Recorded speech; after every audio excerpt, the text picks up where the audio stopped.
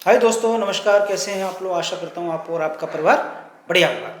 और देखिए, जैसा कि क्वार्टर 2 FY 26 के रिजल्ट आ रहे हैं लगातार, और आज एक कंपनी का हम रिजल्ट डिस्कस करेंगे जो कि आपके साथ। और जो कंपनी है वो स्मॉल कैप कंपनी है, छोटी सी कंपनी है और हेल्थ सेक्टर की कंपनी है। तो इसके बारे में समझेंगे, इसका बिजनेस मॉडल क्या है, किस प्रकार से काम करती है और इसमें किस प्रकार की ग्रोथ आ रही है।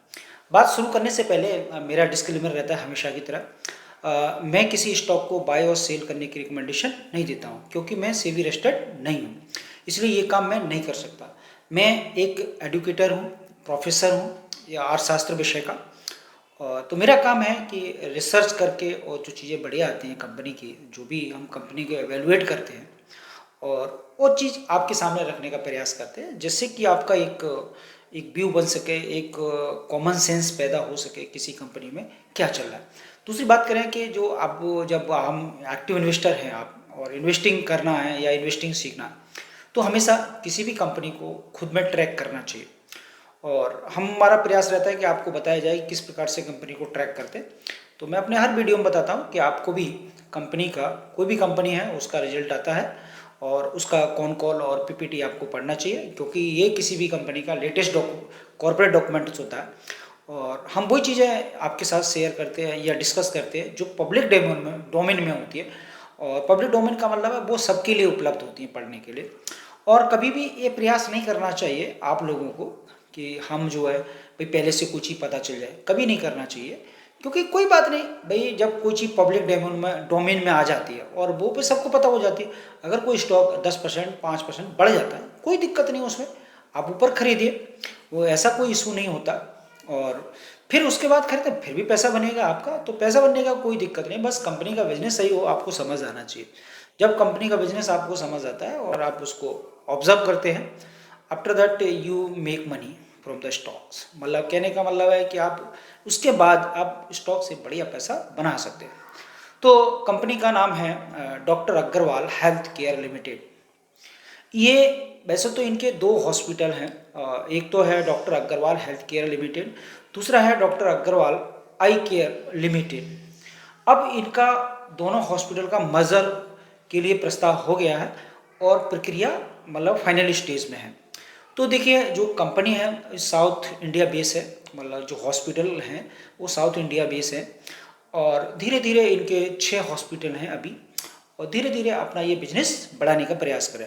दूसरी बात करें, इन्होंने दोनों हॉस्पिटल का मर्जर्स हो गया है, और मर्जर होने के बाद ये कंपनी बड़ी हो जाएगी और इसमें कुछ चीज़ें भी चल रही हैं। लेकिन फिर भी मतलब मर्जर होने के बाद चीज़ें और बेटर होने की संभावना है, जैसा कि मैनेजमेंट बता रहा है अपने कॉन कॉल और पीपीटी में जो उन्होंने बताया।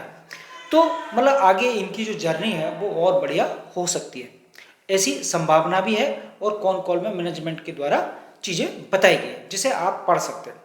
तो अब बात आती है, देखिए इनके बिजनेस मॉडल की बात करें तो इनके पूरे जो साउथ में इनके जो 6 हॉस्पिटल हैं, एक औरंगाबाद में है, एक हसन में है, एक भोपाल में है, एक शिवा काशी में है, एक पालाखंड में है, एक जो है टोडी योलार कुछ जगह है, मुझे इसका नाम लेने में थोड़ी दिक्कत हो रही है, और आप जब उनकी साइट पे देखेंगे तो आपको पता चल जाएगा। तो कहने का मतलब 6 हॉस्पिटल है इनके। और बाकी मतलब इन जो शहरों में हॉस्पिटल है वो भी, और मतलब जो 6 हॉस्पिटल है वो आपस में जब अगर मर्ज होकर फिर काम करेंगे, तो जो अभी इनका जो कॉनकॉल और पीपीटी आया है वो दोनों का मिक्स करके आया है, मतलब कंसोलिडेटेड आया है। तो ये धीरे धीरे मतलब मर्जर का फाइनल स्टेज हो चुका है। दूसरी बात करें, इंडिया जो उनका जो आई हॉस्पिटल है, आई हॉस्पिटल की बात करें, डॉक्टर अग्रवाल आई जो केयर हॉस्पिटल है या लिमिटेड है, उस पर एक खास बात यह है कि ये पूरे इंडिया का सबसे लार्जेस्ट आई सर्विस प्रोवाइडर हॉस्पिटल है। तो आप समझ सकते हैं कि अगर सबसे बड़ा लार्ज आई केयर फैसिलिटी उपलब्ध कराता है तो ये अपने आप में बड़ी बात है। कहने को मतलब ये है कि अगर किसी प्रकार की, देखिए जब किसी सेक्टर में अगर बैरियर्स होते हैं तो उस कंपनी को बहुत सारी अपॉर्चुनिटी रहती है, क्योंकि जो क्लाइंट्स है या जो पेशेंट्स है वो मैक्सिमम उसके पास जाएगा। तो जो पर बेड जो हॉस्पिटल का जो रेवेन्यू है उसमें काफ़ी ग्रोथ होती है। और दूसरी एक चीज़ और बता दें, अगर हम भारत में बात करें तो देखिए, मैं अगर मोटा मोटा अगर हम बात करें, देखिए हर आदमी लैपटॉप पे काम कर रहा है, हर आदमी फ़ोन पे काम कर रहा है, तो आँखों की जो समस्या है मुझे लगता है क्योंकि जब लॉकडाउन आया था उस समय बहुत सारी चीज़ें ऑनलाइन हो गई थी, और जो बच्चे थे वो भी ऑनलाइन पढ़ते थे और टीचर से वो भी पढ़ाते थे। तो मैक्सिमम लोग जो ऑनलाइन, जो हमारे इंस्ट्रूमेंट हैं, लैपटॉप हो गया आपका, फ़ोन हो गया, इसके साथ या टैबलेट हो गया, उसके साथ इंटरेक्ट यूज टू हो गया। अब उसमें आप देखेंगे कि लोगों को ज़्यादातर किसी की आई साइड वीक हो रही है और किसी को और तरह की प्रॉब्लम हो रही है। तो अब तो छोटे छोटे बच्चों को मैं देखता हूँ तो उनकी आई साइड में प्रॉब्लम आती है, मोटे मोटे चश्मे लगाए जाते हैं। तो अब देखिए जैसे जैसे साइंस में तरक्की गई है और ऐसे ऑपरेशन भी आ गए कि जो चश्मा अगर आपका 0.25 है या ज़्यादा है उसको हटा दिया जाता है। तो इस प्रकार की टेक्नोलॉजी आई सेक्टर में आ चुकी है। तो इसकी अगर हम बिजनेस की बात करें तो इसका बिजनेस आगे आने वाले समय में, ऐसा तो नहीं है इसमें रिसेशन तो आने की संभावना है ही नहीं, क्योंकि देखिए चाहे हेल्थ का कोई भी सेक्टर हो, हेल्थ में रिसेशन नहीं आना, ये बात तो समझ लीजिए। और आई सेक्टर की बात करें तो देखिए आई में तो बिल्कुल ही नहीं आना, क्योंकि जिस प्रकार की चीज़ें भाई, जितना इंटरनेट और जैसे एंगेजमेंट बढ़ रही है और एआई का आप ज़्यादा मैक्सिमम यूज़ हो रहा है, आप समझ रहे हैं भाई एआई का, आर्टिफिशियल इंटेलिजेंस की बात हो रही है। तो आप इसको देखें कि जब आर्टिफिशियल ज़्यादातर जो गैजेट्स हैं, मोबाइल हो, टैबलेट हो, टीवी हो और कंप्यूटर हो, तो ये सब इसके साथ जो एज ए ह्यूमन बीइंग उसका इंटरेक्शन बढ़ रहा है और ज़्यादा कम नहीं हो रहा है। तो आँखों की प्रॉब्लम, आँखों को स्वस्थ रखना है तो चश्मा है या डॉक्टर की एडवाइस है, तो ये इनका बिजनेस में इनके पास पेशेंट पहुँचेंगे ही पहुँचेंगे, इसमें कोई दो राय नहीं है। तो बिजनेस मॉडल बढ़िया है इनका। और इनका देखिए एक चीज़ और बताएं, जो आँखों की बात करें तो सर्जरी भी करते हैं और नॉन सर्जरी भी ट्रीटमेंट देते हैं। इसके अलावा जो मेडिसिन्स होती है वो भी प्रोवाइड करते हैं। और इनका जो जो इनका हेल्थ केयर जो हॉस्पिटल है, दूसरा जो इनके साइड में जिसका मर्जर हो रहा है, उसमें बहुत सारी जैसे नॉर्मल हॉस्पिटल्स होते हैं, जैसे इथास हॉस्पिटल है या ये आपका कहने वाला और भी बहुत सारे हॉस्पिटल हैं।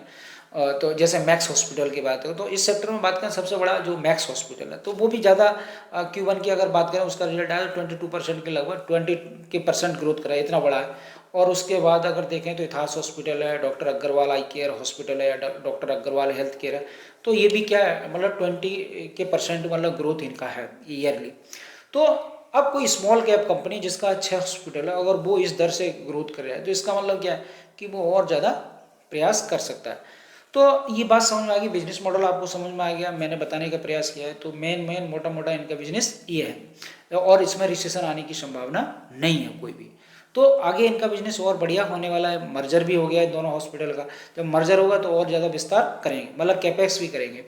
और दूसरी एक चीज़ बात करें इनके बिजनेस मॉडल में, आप देखेंगे तो इनके इंडिया में जो है 239 जो फैसिलिटीज़ हैं आई केयर में वो उपलब्ध कराते हैं। और दूसरी बात करें इनका जो प्रेजेंस है, पैन इंडिया तो अभी नहीं हुआ है लेकिन 14 स्टेट्स है इनके, और 14 स्टेट्स में इनका प्रेजेंस है दोनों हॉस्पिटल को मिला के। और अगर हम 5 यूनियन टेरिटरी की बात करें तो 5 यूनियन टेरिटरी ऐसी हैं जहां अग्रवाल आई हॉस्पिटल या अग्रवाल हेल्थ केयर के हॉस्पिटल मौजूद है। इसके अलावा इंडिया के जो शहर टायर 1 और टायर 2, ये क्या है, टायर 1 में भी इनके हॉस्पिटल हैं और अन्य जो सिटीज़ हैं उनमें भी इनके हॉस्पिटल है। दूसरी अगर हम बात करें तो इनके 19 जो फैसिलिटीज़ हैं दोनों हॉस्पिटल्स की, तो जो अफ्रीकन कंट्री हैं, अफ्रीका के जो 9 कंट्रीज़ हैं उनमें भी इनका बिजनेस है। तो ये आप समझ लीजिए, ये इंडिया में भी काम करते हैं, साउथ इंडिया में, और दूसरे जो अफ्रीका के कंट्री हैं उनमें भी काम करते हैं, वहाँ से भी इनका रेवेन्यू आता है।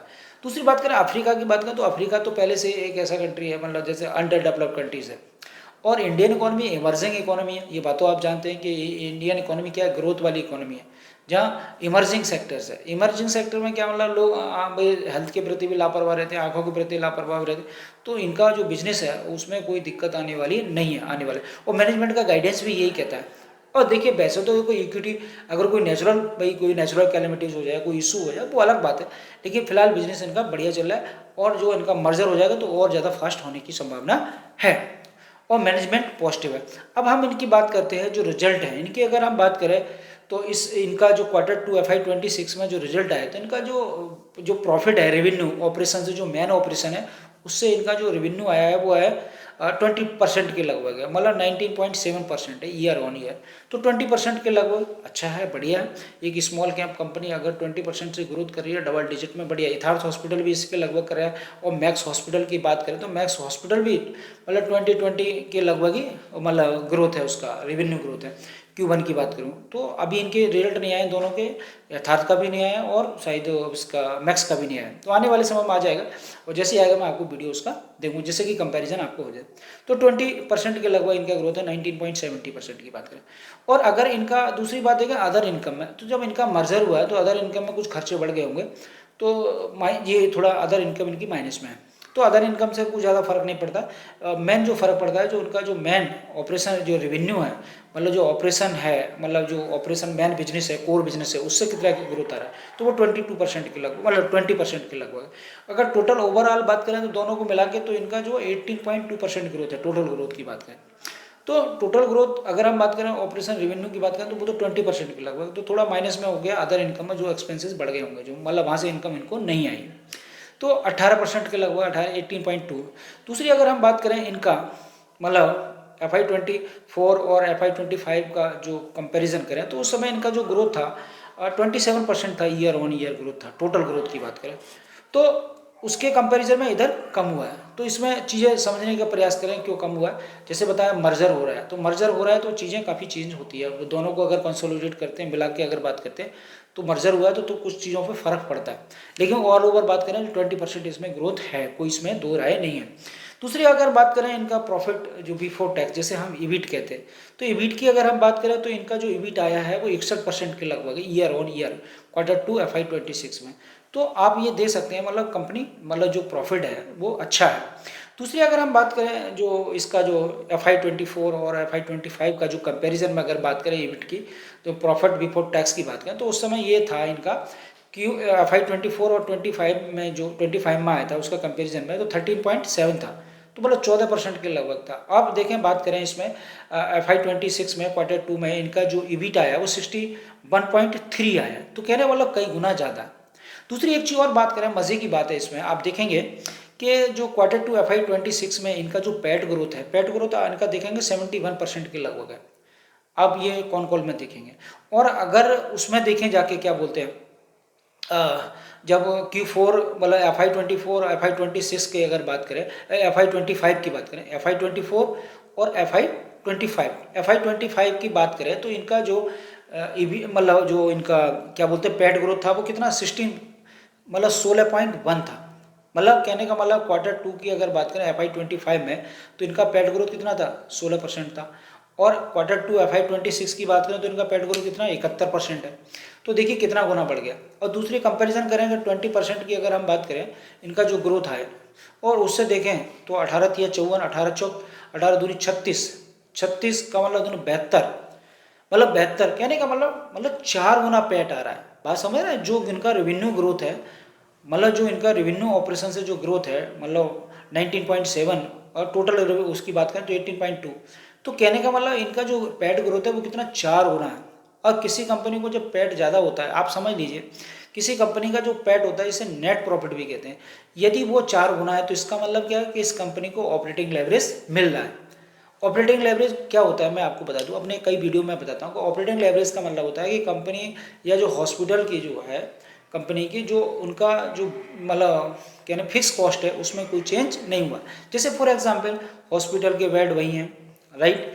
दूसरी बात करें स्टाफ वही है, डॉक्टर्स वही हैं, फैसिलिटी मशीनें वही हैं, उसके बाद इसमें पेशेंट ज़्यादा आ रहे हैं और पेशेंट पर बेड मतलब जो बेड है वो जल्दी जल्दी मतलब खाली नहीं रह रहे हैं। मतलब बेड पे आता है पेशेंट 2 दिन में ठीक हुआ चला जाता है, फिर तीसरा पेशेंट आता है, मतलब पेशेंट इनकी वेटिंग में रह रहे हैं। इसका मतलब क्या है, इनका पर बेड जो रेवेन्यू है वो बहुत ज़्यादा आ रहा है। जब पर बेड बहुत रेवेन्यू जब आता है या पर बेड डॉक्टर का कंसल्टेशन ज़्यादा आता है तो इससे इनकम बहुत ज़्यादा बढ़ जाती है। इसी के वजह से इनको ऑपरेटिंग लेवरेज मिला है। तो ऑपरेटिंग लेवरेज इनको ज़बरदस्त मिल रहा है। किसी कंपनी का अगर ऑपरेटिंग लेवरेज मिल रहा है, ग्रोथ भी आ रही है उसका, और उसे ऑपरेटिंग लेवरेज मिल रहा है, ध्यान रखना इस बात को कि अगर पैट ग्रोथ अगर रेवेन्यू ग्रोथ से कई गुना ज़्यादा है मेन रेवेन्यू से, तो वो स्टॉक ये समझ लो पागलों की तरह पैसा बनाता है। ये बात समझ लीजिए, क्योंकि हाई ग्रोथ भी है इसमें, मतलब 20 मतलब डबल डिजिट में ग्रोथ भी है और इसका पैट ग्रोथ भी ज़बरदस्त है। और तीसरा है मर्जर हो रहा है, इस हॉस्पिटल का मर्जर हो गया, तो ये समझ लो आने वाले समय में ये स्टॉक में भी समझ सकते हैं पागलों की तरह पैसा बना सकता है। दूसरी बात करें जो इनका मैनेजमेंट है वो ये कह रहा है हम इस ग्रोथ को मेंटेन रखेंगे, सस्टेन रखेंगे। देखो Q1 FY26 में इस हॉस्पिटल को ट्रैक किया था और मैंने तब भी उसका कौन कॉल पढ़ा था। तब भी मैनेजमेंट ने ये बात कही थी कि हम आने वाले समय में अपना जो पैड ग्रोथ है उसको बढ़ाएंगे, मतलब प्रयास करेंगे। तो देखिए उसका परिणाम देखिए कि 71% ये पैड ग्रोथ इनका आया है। मतलब तो मैनेजमेंट का आगे जो वो है कैपेक्स करने का भी इनका पॉजिटिव डायरेक्शन है। और इनका जैसे मतलब मर्जर हो ही गया तो कैपेक्स तो हो ही रहा है, मतलब इसे क्या कहें, प्रोडक्ट मिक्स भी कह सकते हैं इसको, प्रोडक्ट मिक्स इनका हो रहा है। अब इसकी अगर हम बात करें तो पैट बढ़ गया, दूसरी बात मैनेजमेंट का गाइडेंस पॉजिटिव है, तीसरी बात करें इनका जो ROI का नंबर आएगा, रिटर्न ऑन इक्विटी का, तो जब पैट बढ़ जाता है तो इसकी वजह से क्या EPS बढ़ जाता है। जब EPS बढ़ जाता है तो इनका पैट जो रिटर्न ऑन इक्विटी है ना, रिटर्न ऑन इक्विटी भी बढ़ जाता है। और दूसरी इनका जो PE price to earning ratio उसकी रेटिंग हो सकती है, मतलब होगी, इसमें हो सकती क्या है, ये लाजमी होगी। तो प्राइस टू अर्निंग रेशियो जो होता है उसका फॉर्मूला क्या होता है, PE equal to price upon EPS, ये होता है। जब EPS बढ़ेगा तो ये प्राइस भी बढ़ रहा है तो इसका रेटिंग हो ही सकती है, इसमें कोई दो राय नहीं है। तो ये बात आपको समझनी चाहिए। तो ये स्टॉक इसको आप ट्रैक करें और बढ़िया से इसको देखें, तो आने वाले समय में आपको ये पता चलेगा कि ये हॉस्पिटल किस प्रकार से काम कर रहा है। दूसरी बात करें हॉस्पिटल सेक्टर की बात करें तो मैक्स भी इसी दर से मतलब ग्रोथ कर रहा है, यथार्थ भी कर रहा है। और अब आपको देखना है कि किस कंपनी को ऑपरेटिंग लेवरेज ज़्यादा मिला है। तो अग्रवाल जो हेल्थ केयर है या अग्रवाल आई हेल्थ केयर लिमिटेड है, इन दोनों का मर्जर हो गया है तो इनका ऑपरेटिंग लेवरेज भी मिला है, मैनेजमेंट का गाइडेंस भी पॉजिटिव है कौन कॉल में, और आने वाले समय में और बेटर कर सकते हैं। तो आशा करता हूँ कि मेरा वीडियो आपको अच्छा लगा होगा, आपकी नॉलेज को अपग्रेड करेगा, इस कंपनी को समझने में आपको प्रयास मतलब अच्छा मतलब मेरा प्रयास रहा है कि आपको इस कंपनी के बारे में समझाऊं, तो आपका जो नॉलेज है या जो भी इन्फॉर्मेशन आपको मिली है उससे अपग्रेड होंगे। और आने वाले समय में और जब भी कोई हॉस्पिटल के रिजल्ट आएंगे, चाहे मैक्स के आए हैं या आपका यथार्थ के आए हैं या जीना सिको हॉस्पिटल उसका है, तो मैं आपके साथ डिस्कस करूँगा। और अगर मेरा वीडियो आपको अच्छा लगा हो तो आप इसको लाइक कर देना, और चैनल को पहली बार सुन रहे हैं तो चैनल को सब्सक्राइब कर लेना, बेल आइकॉन को प्रेस कर दें जिससे कि आने वाले समय में आपको नोटिफिकेशन मिल जाए। और कोई कमेंट करना हो तो वो भी कर सकते हैं। अभी एक कमेंट आया था कि सर जो आप वीडियो बनाते हैं केवल लेक्चर रहता है, इसमें कुछ स्लाइड डाला, तो मैं प्रयास करता हूँ कि जो इसको जो कंप्यूटर पर लैपटॉप पे स्क्रीन रिकॉर्डिंग करते हैं तो उसमें कुछ स्लाइड बना देंगे और स्लाइड के साथ आपका लेक्चर भी रहेगा, तो चीज़ें बढ़िया हो सकती हैं, आपके लिए समझ में आएगा। तो आने वाले समय में मैं इसको करता हूँ। और मेरा फिर से डिस्क्लेमर है, मेरे कहने से किसी दूसरे कहने से स्टॉक को बाय और सेल ना करें। दूसरी एक चीज़ वो बता दूं कि कौन कॉल मिलता कहाँ है, मैं अपने हर वीडियो में बताता हूँ जिससे कि आपको चीज़ें पता चल जाए। आप गूगल में जाइए, गूगल में स्कैनर डालिए, स्कैनर जब डालेंगे तो वहाँ कंपनी का नाम पूछेगा, कंपनी का नाम जैसे आप डालेंगे वो खुल जाएगा। वहाँ जैसे जाएंगे राइट हैंड पे डॉक्यूमेंट आता है, डॉक्यूमेंट को खोलेंगे तो PPT और कौन कॉल खुल जाता है, मतलब सारा कंपनी का सारा कारा चिट्ठा, मतलब जितना भी बढ़िया चीज़ है सब आपको मिल जाएंगे। जो चीज़ आपको पढ़ना चाहे पढ़ सकते हैं, और कुछ चीज़ समझ नहीं आती है तो गूगल में डाल के उसका मीनिंग समझ लीजिए, कोई ऐसा रॉकेट साइंस नहीं। तो इक्विटी मार्केट बड़ा रिस्की होता है, और रिस्क है तो लेकिन पैसा बहुत ज़्यादा बनाना है हमें, तो भाई इमर्जिंग सेक्टर है, इमर्जिंग सेक्टर में जो कंपनियाँ होती है डिविडेंड देती नहीं है, और भाई जो डिविडेंड यील्ड होती है वो अमेरिका है या ITC देती है, बाकी कंपनियां नहीं देती है, क्योंकि उन्हें इन्वेस्ट करना है, मतलब एक बार जो रेवेन्यू आया फिर री इन्वेस्ट करते हैं। री इन्वेस्टर से क्या होता है, जो इन्वेस्टर हमारा इक्विटी होल्डर है उसका और ज़्यादा प्रॉफिट होता है। तो यदि आपको मोटा पैसा बनाना है तो कंपनियों को ट्रैक करिए और बढ़िया से फिर अपने पोर्टफोलियो में रखिए, और किसी मेरे कहने से और किसी दूसरे कहने से कि स्टॉक को बाय ना करिए। जब आपका कन्विक्शन आ जाए, जब खुद आपको फुल कॉन्फिडेंस आ जाए कि I am ready for investment in the security market, but तो उसके बाद आप तैयार है। दूसरी बात एक चीज़ और, ना तो शेयर मार्केट कहीं भागा जा रहा है, और जब आप सीख जाएंगे, जब आपको कॉन्फिडेंस आ जाए, कन्विक्शन आ जाएगा, इतना पैसा बनाएंगे, इतना पैसा बनाएंगे आप कि आपका पैसा संभलेगा नहीं, इतना पैसा कमाएंगे आप, समझ लीजिए, विश्वास करिए, बिलीव करिए इस बात पे। लेकिन पहले सीख लीजिए, जब आपका कन्विक्शन है तब फिर काम करिए। तो मैं आपको फिर बताता हूँ, किसी कंपनी का जो मेन ग्रोथ है, मतलब पेस ऑफ सेल्स ग्रोथ, अगर पैड ग्रोथ उससे ज़्यादा है तो सो फॉरवर्ड, यदि मैनेजमेंट इस ग्रोथ को या इसको सपोर्ट करता है, सपोर्ट का मतलब उसका गाइडेंस पॉजिटिव रहता है कि आने वाले समय में हम ये करेंगे, तो ये समझिए वो स्टॉक पागलों की तरह पैसा बनाएगा। बहुत सारा पेशेंस रखना पड़ता है, थोड़ा पेशेंस करिए, आंखों को ट्रेंड करिए, मार्केट की वॉलेटिलिटी को अपने हार्ट बीट से मैच करिए, और ज़्यादा एंजाइटी ना लीजिए, क्योंकि ट्रेडिंग में और इंट्राडे में तो एंजाइटी बहुत होती है, आपका हेल्थ बहुत महत्वपूर्ण होता है, तो इसलिए इन सारी चीज़ों से दूर रहिए। बढ़िया से एक्टिव इन्वेस्टर बनिए, चरण करिए अपने उसमें, और जो स्टॉक बढ़िया हो उसे अपने डीमेट अकाउंट में रखिए, और जो खराब हो उन्हें तलवार लेके काट दीजिए, उन्हें बीच जाइए, आपसे कोई मेरा मतलब नहीं है। हमारा किसी कंपनी से कोई लेना देना नहीं रहता है, हमें तो जो बढ़िया करेगा हम उसके साथ है, और वो हमारे डीमेट अकाउंट में रहेगा, और पैसे बना कर तो बढ़िया। अगर रिजल्ट आपके खराब आ जाएंगे या कोई प्रॉब्लम हो जाए, सबसे पहले रेड बटन दबाएंगे, हम अपने डीमेट अकाउंट से आपको निकाल के बाहर फेंक देंगे। और बढ़िया हो तो वॉच लिस्ट में हम छांट के रखते हैं, भाई तुम जाओ और उनको आने दो। तो इसी के साथ बात खत्म करते हैं। जय हिंद, जय भारत।